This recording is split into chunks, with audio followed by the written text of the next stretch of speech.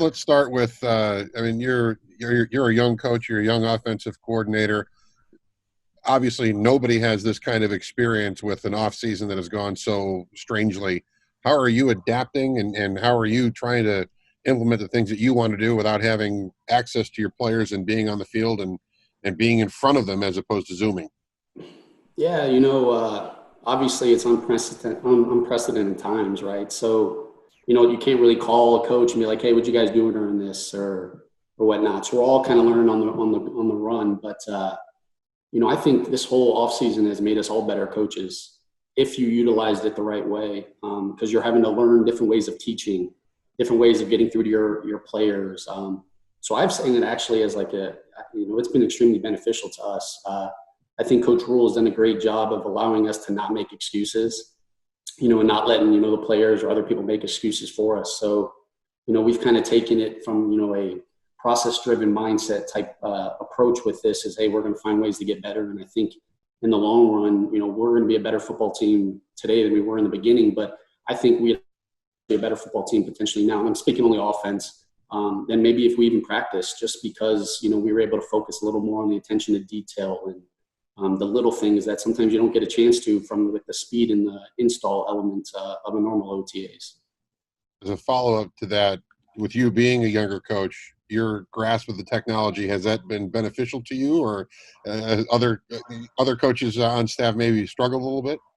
Look, I think it was a learning, it was a curve for all of us, but once we, it's kind of interesting. You get so used to this, and this is how you do every meetings, and this is how you communicate with everybody, that, it'll be a little strange when you see someone for the first time, or you see one of the players. It's like, do you introduce yourself, even though we've been talking for, 3-4 months like this? But yeah, I mean, it was definitely a learning curve, but I think by now, I think it's something that you can actually continue to utilize as the season goes on. The ability to be able to, you don't always have to be in the building with each other and be able to communicate with each other. So there's a lot of pros to what's going on if you attack it with that mentality. I had the opportunity to talk to Will Greer a couple weeks ago, and he was saying that in your meetings, there's a lot of Saints and some LSU cut-ups naturally. Just how will you look to kind of put your own stamp on this offense moving forward? Well, Joe, I think a lot of it has to do with, the players on our team. I think, and I think I said it to you guys when I first got hired, that, every year is going to look different. It's all about finding a vision for each player on your team and figuring out what they do best. And so when we get together in a training camp, once we figure out what our guys do well, then we'll be able to figure out what our offense is going to be. So right now we're installing things, and we have a mind of a mindset of the type of guys that we brought in and what they do well. But, it's easy to, it's hard to always visualize it from another offense or seeing film from that standpoint. So there's a roots of our system and where it comes from. But I think as coaches, we're always learning. So, you're studying film of all the teams throughout the league right now and seeing what's having success. And so, I think that the stamp that we're looking for is all predicated on what our guys do well. And, when we get the reps in camp and we're able to figure that out, then I think it'll the identity will show itself. How many of the players have you actually met face to face? Because Phil Snow said he met about 3% of his players yesterday, and Matt Rule said I think around 20. So, and how do you overcome, especially being a first-year coordinator and having such a young staff? How do you overcome that when the season starts? Look, it kind of is what it is. For a number of guys I've met, I can't really, I'm sure it's probably only been a handful, but I feel like this interaction, you've been able to establish relationships. And so I think for people to utilize and saying, well, I haven't been able to work with this guy, I haven't been able to, sometimes it can come off as an excuse, but I think the staff that Coach Rule's kind of put together is a bunch of professionals, and the guys that we brought in here have that mentality. And so, I think the way that they've approached this off season, I think, we're better because of it. Joe, Steve Reed from the AP. I'm curious how much of your offensive system have you been able to install? I mean, I realize nothing's on the field, but in terms of virtually, what percentage of your offense have you been able to install, would you say? Or not? Yeah, no, that's hard to give a percentage. We took the approach, there's obviously still things that need to get installed. We didn't sit there and say, hey, we're going to throw everything at them right now. Our main focus this offseason was to teach the details of the we told the guys, I remember the first meeting, I told the guys, hey, I want you to be so proactive in your own development that you try to master this system. And so when you have that opportunity, it's like, well, why hurry up through installs just to say that we have the whole offense in? Let's spend more time diving into the details. Let's make sure that, the tight ends are understanding where the running backs are. Let's make sure that everybody understands where they are in progressions in the pass game. Let's teach the fundamentals and the details that sometimes, you get into a rookie camp, you get into an OTAs, it's easy to, it's easy to kind of forget those little things, and you're just speeding into the next install. And we got to it's third down day, it's red zone day, where I felt like we had the opportunity now to say, hey, we're not going to throw everything in, but let's install the root, the fundamentals, teach things conceptually. And, so to give a number, I can't really give a number, but, I'm happy with what we got in the recall that the guys have had so far. Joe, what has it been like to work with Teddy Bridgewater again, and how helpful is it that you have worked with him in the past when you're trying to install an offense? Yeah, Miles, it's for everybody that's met Teddy Bridgewater, he makes everybody better. He lights up the room. He's intelligent, and so his football IQ is through the roof. And so when you have meetings like this, we had a day where we had Teddy. Teddy, you're running the meetings. And I think that's critical, having a guy that, understands a good amount of the system and what we're doing, but also has an idea of, football and being able to explain it and teach it to others. And I think from a quarterback standpoint, when you're able to install, a play, you're able to communicate terminology, even if it's different than you've known in the past. It just shows, how valuable you are. And so, working with Teddy again, it's been great. I've had a great relationship with him in New Orleans, and I'm very fortunate. We are very fortunate to have him on our football team. With Christian, how many different ways are you planning on using him? What has it been like designing an offense that you have someone like Christian McCaffrey for? Yeah, well, look, it's one of the you walk into this job and you get to coach Christian McCaffrey. I don't know how many coaches have that opportunity to coach a player of his caliber, and and so the big thing is for us is he's a running back, and he can do everything, but to label him strictly a running back, is an injustice to him. And so I think a guy like Christian McCaffrey, he can play literally any position on the football field. And I think we use it. It's going to be to our advantage, to be able to do that. I think a critical element to this offense is, not just allowing people to know where players are going to be at all times, and trying to utilize, different formations and different, tempos or personnel groupings to create the mismatches that you want. And so, Christian is one of the pieces that, definitely is going to be the driving force of our offense. Joe, do you think that there's a little bit of an advantage for you, and maybe even for Matt Rule and Phil Snow, that you haven't coached in the NFL? There isn't so much tape out there on what you're going to run, or is it just kind of you run what you run and then the NFL catches up? Yeah, look, I think at the end of the day, I never got caught up into the college and the NFL element. At the end of the day, football is, whether it's Pee Wee football or NFL, it's all the same football, right?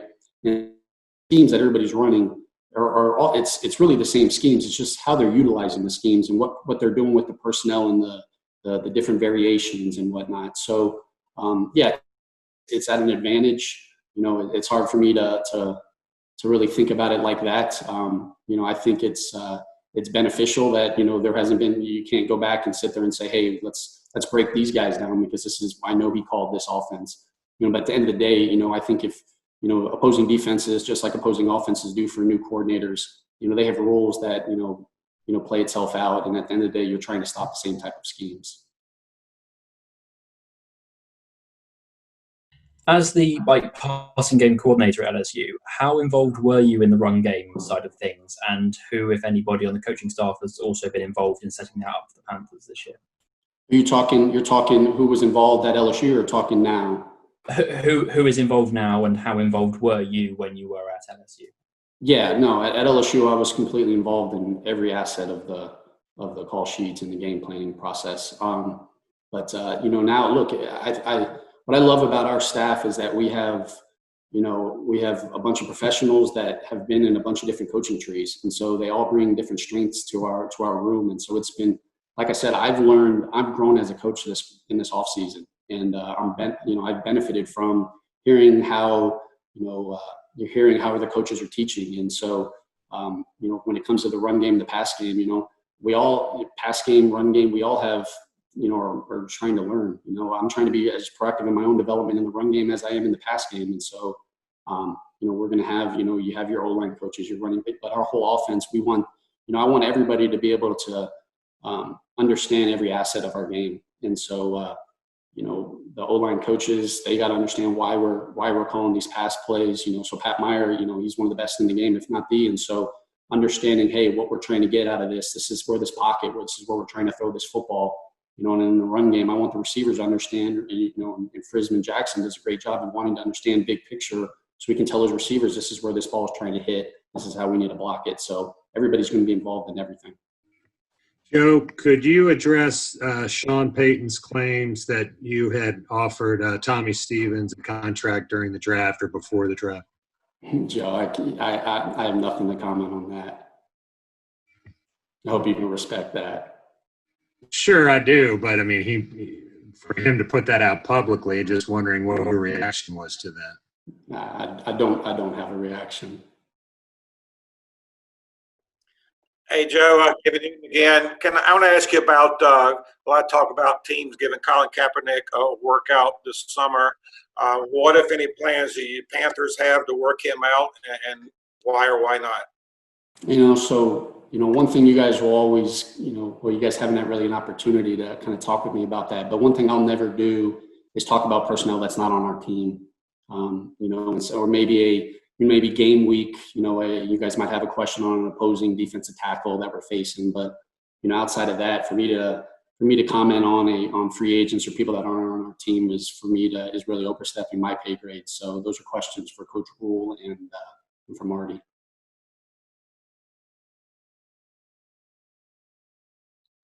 Joe, Phil Snow talked yesterday about the 1% being ahead of the curve in the NFL and doing things on your team that other teams are trying to catch up with.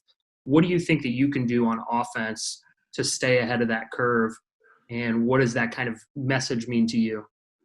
Look, I think a lot of that just has to do with understanding that the football evolves, the game evolves, offense evolves, and just because things and schemes and worked 5 years ago doesn't mean they're necessarily going to be as successful right now. And there's always, elements that you can add to your game or to your schemes, or finding out and studying defenses just as much as you're studying offenses. And so I think that 1% to me is just having that knowledge that, hey, the system, is going to evolve. And in us, just because it's been a part of something that I've learned and I've been a part of a system and molding it together, but that doesn't mean that as long as the identity of the offense doesn't change, we're going to evolve from that standpoint. And so to me, that's the 1%. It's just understanding that we're all learning right now, and in order for us to be the offense that we want to get to, we can't sit here and say, hey, we can't just be stuck in our ways. How satisfied are you with the depth you have at quarterback right now? I think it's been a great off season with that room with the quarterbacks. Teddy, Will, and PJ, and I've learned just as much from them as they've learned from me. And so I think Jake Peets has done a great job of teaching the offense to them and seeing their recall and their competitiveness, and their intelligence. I love the direction, and I love the men that we have in that room. Joe, I was curious, you guys brought in a lot of different guards at that spot. How do you kind of view that position and the depth that you have there? Yeah, look, I'm excited about the acquisitions that we had in the offensive line. The thing that also, I think is great is you bring in a guy like, Johnny Miller and Mike Schofield, guys that, have familiarity with Coach Meyer and understanding how he teaches. So you have that, and the addition of Dennis Daly and being able to, from a competition with Chris Reed and, in that guard position, man, it excites me, because they're exactly what we're looking for about, to pair it with Paradis up front to be able to, stop those two guys at the line of scrimmage so the quarterback can progress up in the pocket. And so I've loved the acquisitions that we've done up front. Coach Mike Solarte again. When you finally get on the field with your guys, whenever that may be, what will be maybe a telltale sign that all of these online meetings and everything have paid off, and you have an idea, these guys have an idea and a grasp of what you're looking for? I mean, is there one specific thing that you're maybe eyeballing, or just maybe the overall interpretation and I guess absorption of the stuff you're putting in? Yeah, Mike, it's obviously not going to be perfect. You can go through off seasons, you can be together for years, and you're going to come out on the first day of OTAs, and there's going to be MAs, there's going to be mental mistakes. But I think the biggest thing to me is just seeing the recall. Understanding conceptually what we're trying to do. I think mistakes are going to happen, but I think when the guys understand the mistakes and they're able to kind of work through it, to me, it's more so the communication, the camaraderie of the guys when they finally get together, and seeing, how much this interaction virtually, did benefit. I think that's when, I think that'll be a sign that we're like, all right, this is the offense, and this is the type of team that, we're excited to have. Teddy said when he got to New Orleans, that was right on the brink of the season, and, Sean and some of the other guys were pretty tied up, and the job of sort of getting him up to speed fell on you, and as a result, the two of you kind of developed a closeness. How big was that relationship when, and kind of what input did you have in with Marty and with Matt in bringing Teddy in here? Look, the relationship and the opportunity. Look, I was an offensive assistant, and so we were getting ready for a season, and in New Orleans, they have great coaches that are getting quarterbacks ready. But it gave me an opportunity to take some extra time with Teddy and to go through stuff with him and be able to teach. So for myself as a coach, that was a huge development for me. But also getting the opportunity to learn Teddy, understand how he thinks, and so. Look, that was huge. And at the end of the day, our job as coaches and our job in the personnel department is to put together a vision for each player in a role. And, that's what we did. And then Marty and Coach Rule, they make the final decision on what to go from there. And so, look, I knew what we had in Teddy Bridgewater. I know the type of winning football that he has and he's going to play. And so I'm excited for him to finally be able to do that again. Joe, Scott Fowler from the Charlotte Observer. I apologize if you've been asked this or something similar, but I got kicked off there for a few minutes. But do you feel any pressure going into this just because this is your first NFL offense? You're in a position that you haven't exactly been in before. I mean, what's your pressure versus relaxation level, and do you work well under the pressure that every game brings? Coach uses the term humble confidence. And, I think that, that was critical for me. You're humble enough to prepare, but you're confident enough to perform. And so, I'm one of those guys that sometimes people might think I don't have any emotion. From that standpoint on game day, I'm very even keel. And I think that that's a huge advantage, come game time. But I'm a competitor. I don't just coach just because, I feel like this is what I have to do. I coach, and I love the competitive juices of a game day and those elements. And, you live for the red zones, the third downs, the 2-minute situations. And so, from a pressure element and standpoint, that's something I never think about. I just know, the beginning of the week that, there's going to take a lot of preparation that, that's going to come in, it's going to take place. And, so that when the game day comes, I feel confident in our team's ability to have success. Joe, DJ Moore made a big leap last year, top 15, top 10 in most receiving stats in the NFL. What do you kind of see from him and what allowed him to make that jump last year? what do you kind of envision for him in your first year working with him? Yeah, look, DJ's a dynamic wide receiver, and DJ was one of the first men I met when I got this job, and he had the opportunity to come by, and I told him that, look, I'm excited to see this year for him, to establish himself, and that's just challenging him, that he doesn't need, but I have high expectations for DJ and the type of football player he is, and he's shown that on the football field. So it's not one of those things of potential. And so I'm excited to see him develop, and I'm excited to take his game to the next level. And, but to set a benchmark or expectations, I'm not going to put that on him. I'm sure he has his own goals, and, but I have a clear vision of how to utilize DJ in our offense, just like the rest of our wide receivers. To that point, what about Robbie Anderson, and what do you think he can bring to your football team? Look, I'm from South Florida, so I know I've known the type of football player that Robbie Anderson has been for a long time. And so, the first thing that Robbie's obviously brings is he brings a dynamic ability with speed. But the biggest thing that people forget, but Robbie he's not just a speed wide receiver. Like Robbie has incredible hands. He's able to make big plays on the ball, go up for the football. He's dynamic with the ball in his hands. And so, I'm excited about the acquisitions that we had in the wide receiver room, in addition to, the receivers that we had already on this football team. And so, when you're an offensive coordinator and you're getting to utilize personnel and trying to find mismatches, well, you look around your roster and you feel, you're confident in the type of guys that, especially the skill guys that you have on your team. Coach, Sheena Quick, staying in that wide receivers room, we've seen flashes of brilliance from Curtis Samuel over the years. What's your early assessment of him and how, what role he'll take in the offense this upcoming season? Yeah, Sheena, how you doing? Curtis is going to be critical to our success. I'm excited to, he's, I know people say, I say that I wish I could have had an opportunity to be out of practices and whatnot. And Curtis is the one that I can't wait to see him do what he does best. I think Curtis is a playmaker. He fits the mold of what we're looking for in this type of offense. Is a guy that you can utilize all around the field, and you get the ball in his hands and good things happen. And I think you saw stuff last year that shows that he could be a big play wide receiver down the field. Getting the ball in space, and I'm excited for him to take the next leap. And I know that he wants that.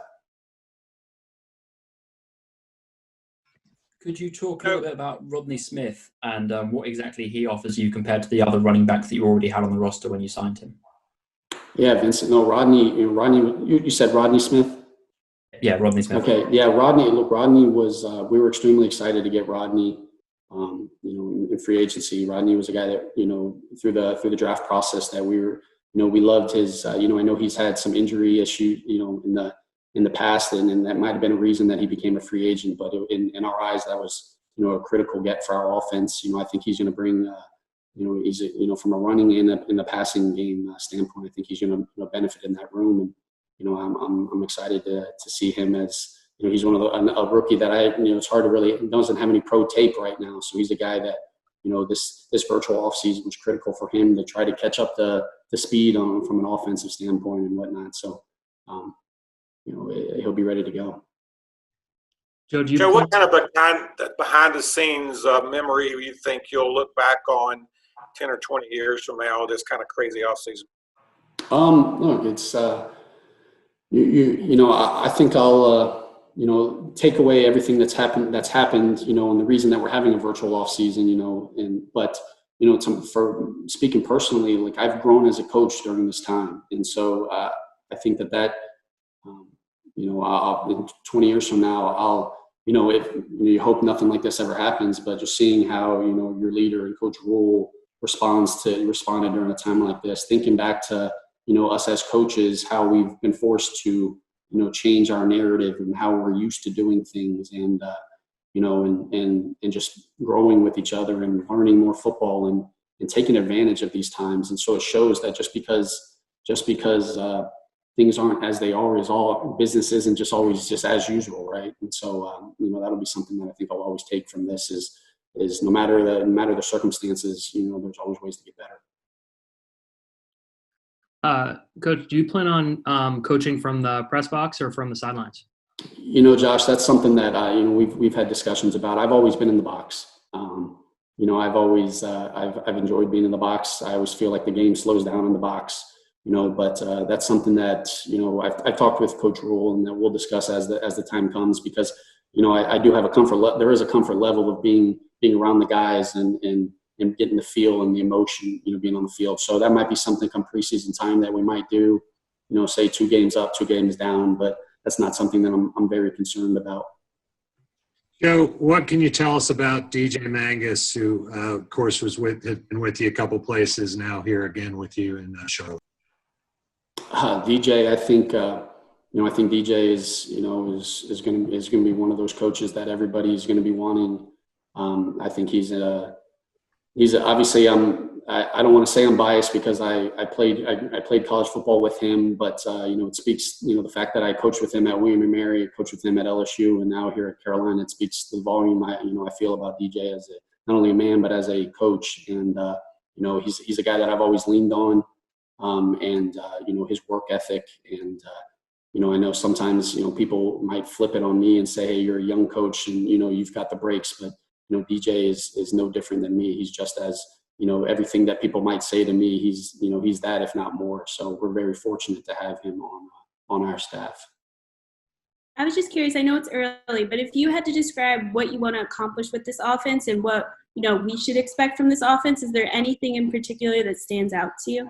Yeah, to be honest with you, at the end of the season, I want our players to say they played their best football with us. I'm not to sit there, I have high expectations of myself, but to sit there and say I have, a benchmark, or I have, an expectation, or, you guys know I'm not goal oriented. So if our players at the end of the year say that they played their best football under us, then I think we did our job. Just wondered what you've thought about what this season might look like, and the potential of going to the Superdome, for instance, and having maybe like a third of the stands full. Yeah, it's I know that there's so much uncertainty with regards to that I haven't put a lot of thought into it, because as soon as you think one thing, a couple weeks later it kind of changes. One thing I'll ever do is just control what I can control, and if we come out to a game and it's a packed stadium, if you come out to a game and there's 20 guys, it's our job, and our job as the coach and the play, we'll make sure we're ready to go for that. But it's something I haven't put a lot of thought into, Joe. Going off of Joe's question, I was curious, have you put any, you may have not put thought into this either, but like keeping a quarterback quarantined, or like if that's something that comes up, so you have one available and ready if anything was to happen, is that something you're putting thought into? Yeah, Lena, look, I think right now, this is the time where, you think of everything. You think of everything, and then every day there's something else that you're like, ooh, that's a good thought. I think one thing that Coach Rule does a great job of is, he's always thinking, his mind's always churning. And so, scenarios like that are things that I'm sure has crossed his mind that we've talked about. And, but to get into any more detail than that, I'd be probably speaking outside of me. Joe, the past couple of years, Christian McCaffrey's playing time and snap count has been a huge talk here in Carolina and all around the league. Do you plan, obviously you don't want to go too much into scheme, but what's your kind of thoughts on using a bell cow running back or using multiple running backs throughout the course of the season? Yeah, look, I think Christian had 429 touches this past year.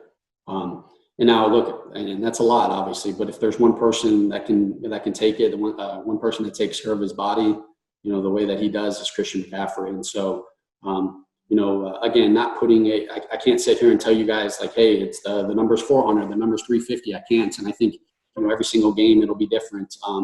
But I think a lot of it will come down to, the rest of the personnel on our team, and figuring out how they're going to be utilized.